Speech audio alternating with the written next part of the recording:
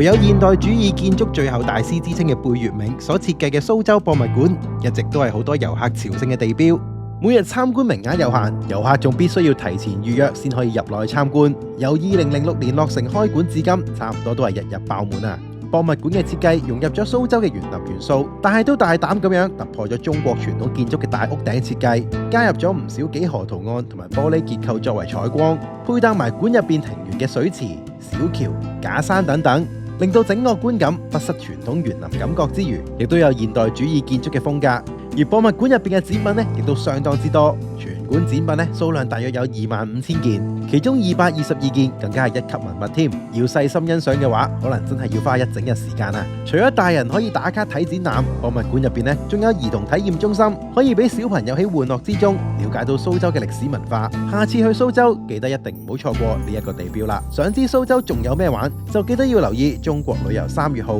12時辰遊蘇州啦！